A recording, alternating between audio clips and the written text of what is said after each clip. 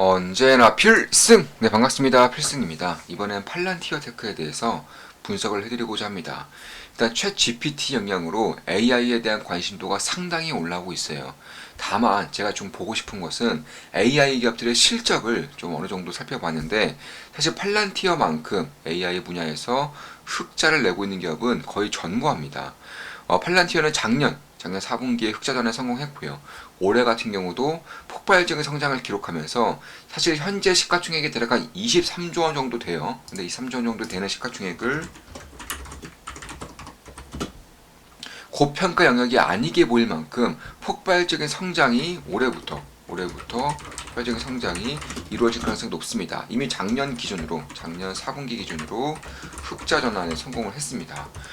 다만 다른 AI 기업들, C3 AI부터 시작해서 다른 AI 기업들의 대부분이 여전히 흑자를 내지 못하고 있어요. 물론 마이크로소프트, 어도비 이런 기업들이 나도 AI 기업이야 이렇게 치고 나온다면 저는 딱히 할 말이 없어요. 다만 이들 기업을 AI 기업으로 보기에는 상당히 무리가 있죠. 왜냐하면 그 소프트웨어, 그러니까 소프트웨어 전반적으로 학원 사업이 워낙에 많고요. AI를 통해서 실적을 내기보다는 다른 곳에서 실적을 내는 경우가 훨씬 더 많고 또 크기 때문입니다. 사실 C3 AI와 그리고 팔란티어가 좀 비교가 되곤 하는데, 비교할 것도 잘 없어요. 왜냐하면 팔란티어와 다른 기업들, AI 기업들도 마찬가지지만 다른 기업들의 기술적인 격차는 대략 한 4년 이상, 4년에서 5년 이상 정도 나는 것으로 알려지고 있습니다. 실제로 팔란티어 같은 경우도 지금까지 가장 큰 문제점 중, 가장 큰 약점 중에 하나가 바로 정부 매출이 너무 크다는, 미국 정부 매출이 너무 크다는 거였는데, 이제는 상업 쪽 매출이 절반 이상으로 올라오고 있다. 그러니까 만약에 미국 정부 매출이 1이면 상업 중 매출은 대략 한 0.5 이상까지 올라오게 되면서 상당히 빠른 성장성을 보이고 있습니다. 실제로 작년에 US 정부, 미국 정부의 매출이 22% 성장했어요. 다만 그럼에도 불구하고 상업용 매출이 50% 이상 성장하면서 좀 키가 어느 정도는 맞춰지고 있다는 것이고, 고객수 역시나 55%, 상업 부분 매출 같은 경우는 67%가량 성장을 하면서 굉장히 괄목할 만한 성장을 보이고 있습니다.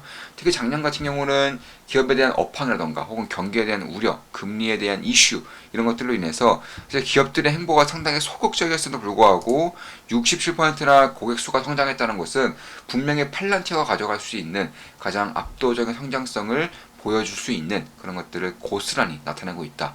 이렇게 보시면 될 것 같습니다. 일단 미국 정부를 필두로 한 대형 계약뿐만 아니라 소규모 계약이 엄청나게 빨리 증가하고 있다는 점, 그리고 2023년은 굉장히 높은 확률로 흑자에 성공할 것이라는 점, 그 외에도 미중 패권 전쟁이라던가 혹은 방위 산업에 대한 투자 증가로 인해서 팔란티어 역시나 꽤나 큰 폭의 수혜를 볼 수 있다는 점.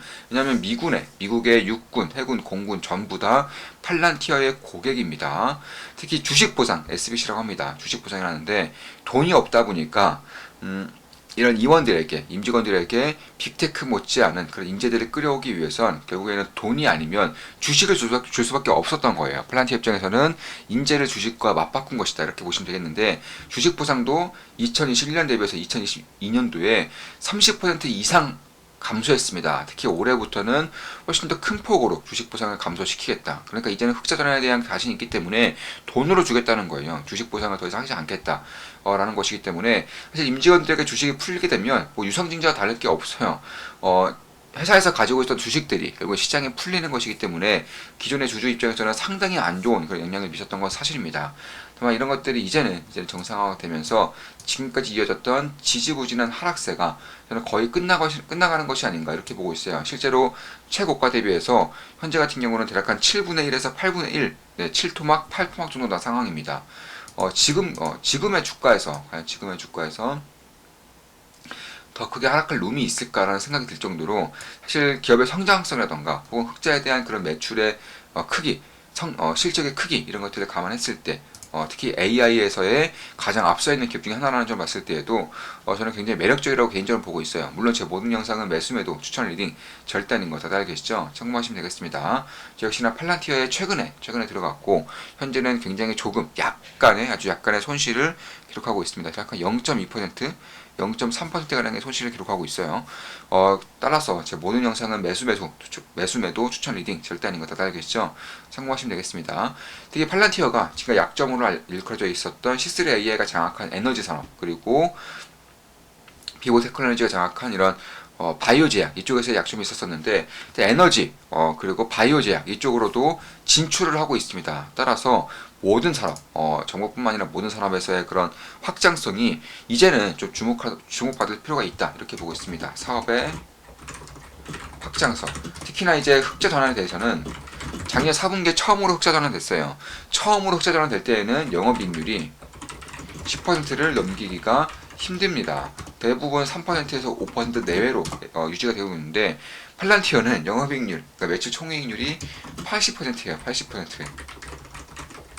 영업이익률도 약 10%입니다. 그래서 이런 것들을 봤을 때에도 굉장히 괄목할 만한 부분들을 보이고 있어요. 그만큼 팔란티어가 가지고 있는 그런 비용 효율성이라던가 혹은 기술력에 대한 그런 압도적인 그런 우위성이 얼마나 강한지를 고스란히 보여주고 있다, 이렇게 보고 있습니다.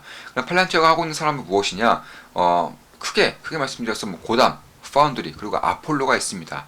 일단 고담 같은 경우는 우리가 너무나 잘 알고 있죠. 미국의 이익을 수호하기 위해서 설립됐다는 것이 이 고담의 특징인데, 쉽게 말해서 미국의 국방적인 이익을 보장하기 위해서 실시간으로 첩보 데이터를 수집하고요. 특히 AI 기업의 대부분이 내부 정보만을 수집한다는 것인데, 그러니까 그 기업이 가지고 있는 정보만을 취합해서 AI 혹은 빅데이터적인 그런 결과를 내놓는다는 것인데, 팔란티어의 고단 같은 경우는 외부 정보도 자기가 알아서 수집을 해요. 이런 것들을 필두로 첩보라던가 테러, 이런 것들을 미연에 방지할 수 있는 기술이 상당히 많이 발전되어 있다, 이렇게 보시면 될 것 같고, 실제로 트럼프가 전에 미국에서 불법 치료제들을 추방할 때 팔란티어의 AI 기술 사용했었고요.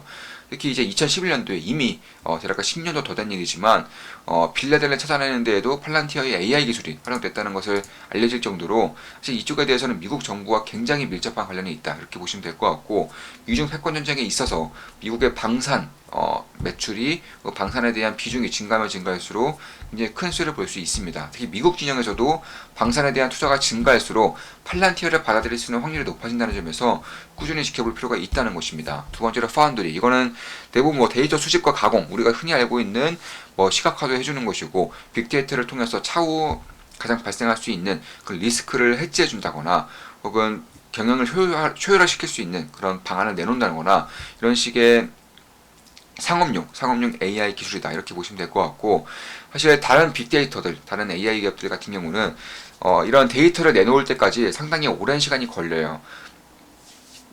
데이터를 일단 취합하고 이에 따른 분석 결과를 내놓을 때까지 일자로, 그러니까 순서대로 이루어지기 때문에 상당히 오랜 기간이 걸리는 반면에 이런 팔란티 같은 경우는 사실 그때 시각화를 통해서 데이터 마이닝을 통해서 지속적으로 시각화된 데이터를 그 해당 기업에 공유를 하기 때문에, 보여주기 때문에 굉장히 빠르게, 그러니까 시작하자마자 팔란티어 기술을 도입하자마자 효과를 낼 수가 있게 되는 겁니다. 압도적인 기술력의 차이가 없으면 이런 것들은 사실상 불가능해요. 따라 다른 기업들이 시간이 오래 걸린 이후에 그 결과를 띡 보여주는 것을 반면에, 이런 팔란티 같은 경우는 그 과정에서 전부 다 시각화를 하게 됨으로써 그 해당 기업 입장에서는 그런 팔란티어의 파운드리를 도입하자마자 효과를 낼 수 있다는 부분이 속도적인 측면에서 비교가 되지 않는다, 이렇게 보실 수가 있겠습니다. 그리고 마지막으로 아폴로인데, 팔란티어가 가장 최근에 내놓은 이런 주요 상품이죠.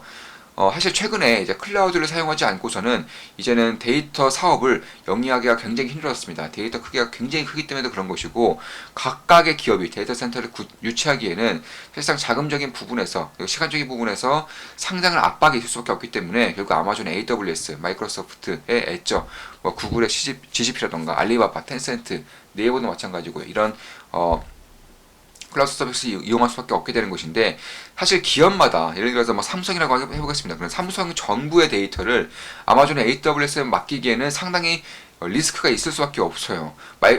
다른 기업들도 마찬가지예요. 예를 들어서 에너지 기업인데, 그 에너지 기업의 전부의 데이터를 마이크로소프트나 구글에 전부 다 맡긴다, 이런 것들은 있을 수가 없습니다. 사실 그 데이터가 털릴 위험, 혹은 데이터가 유출될 위험, 그리고 마지막으로 나의 데이터가 해당 기업의 클라우드에 안착이 됨으로써 물론 안전하다고는 하지만 그래도 만에 하나 그 데이터가 유출될 경우 나타날 수 있는 위험성이 너무나 크기 때문에 데이터를 나눠놓을 수밖에 없다는 겁니다. 아마존의 AWS, 마이크로소프트의 애저, 알리바바, 네이버 다 마찬가지로 클라우드에 데이터를 나눠놓을 수밖에 없다는 것인데 이런 것들을 활용하기가 굉장히 불편해요. 굉장히 시간도 오래 걸리고요. 이런 것들을 가능하게 하는 것이 바로 아폴로다. 그러니까 마이크로소프트 클라우드에 있는 데이터와 그리고 아마존 AWS 데이터를 실시간으로 융합해서 활용해서 데이터를 분석한다거나 사업을 영위할 수 있는 그 기술을 내주는 것이 바로 이 팔란티어의 아폴로다. 이렇게 보시면 될 것 같습니다. 앞으로 거의 필수적인 기술이 될 것이라고 저는 개인적으로 보고 있는 것이고, 그 외에도 CIA, FBI 이런 이제 미국의 정보국들, 안보국들도 팔란티어의 고객이라는 점에서 앞으로 이 기업이 가져갈 수 있는 그런 확장성과 그리고 성장성 그리고 미국 진영 내에서 차지할 수 있는 그런 지위에 대해서는 저는 굉장히 좀 기대가 되는 부분도 분명히 있다라고 말씀을 드리고 싶습니다. 그리고 이제 3월 30일에 우리 토론방에서 나눈 대화인데 좀 살짝 보여드릴게요. 지금 보시면 계속해서 이제 수주가 나오고 있어요. 조정 관련된 이제 그리고 성과가 허허 27년 납이네요. 26년도 꽉 찼군요. 최근 증설 발표에서 발주가 또 나오겠습니다. 한미반도체와 개인적으로 관심있게 보고 있는 기업이라 소개해드립니다. 마찬가지로 후공정 장비 회사이고 한미반도체의 경쟁사이기도 합니다. 좋은 아침입니다. 삼성 하나마이크론과 설비 임대 논의 이런 식으로 이제 후공정에 대해서 주목할 필요가 있다고 해주시는 것이고 사실 저도 후공정에 대해서는 항상 좀 관심이 있어요. 그리고 관련 핵심 기업들을 지속적으로 지켜보고 있습니다. 한국 기업뿐만 아니라 해외 기업들도 지켜보고 있어요. 아마 조만간 머지않아서 후공정 반도체 기업도 포트폴리오에 포함하지 않을까 이렇게 보고 있습니다. 그만큼 변곡점이라던가 지지라인에 잘 잡히고 있다라고 저는 개인적으로 보고 있습니다. 18, 19년도에 후공정 기업들이 시장을 주도했었고 엄청난 밸류했었는데 지금은 다들 가격이 착해졌네요. 아하, 그렇군요. 하나마이크론, 네페스, SFA 반도체, 테스나 엘비스미콘 등등 무진장 많은데 오랜만에 쭉 스크리닝 해봐야겠습니다. 안 그래도 좋은 아침입니다. 어제부터 계속 언론에서 나오는 기사인데 실제 발표는 미국일 기준 30일입니다. 이에 따라 배터리에 관련된 이제 언급도 있었고요. 네, 아직 확정된 건 아니지만 잘 됐으면 좋겠네요. 대한민국 기업들에는 상당히 좋게 나왔다고 보고 있습니다. 다만 이와 주가는 저는 별개라고 보고 있어요. 이미 충분한 만큼 주가에 반영이 되어 있기 때문입니다.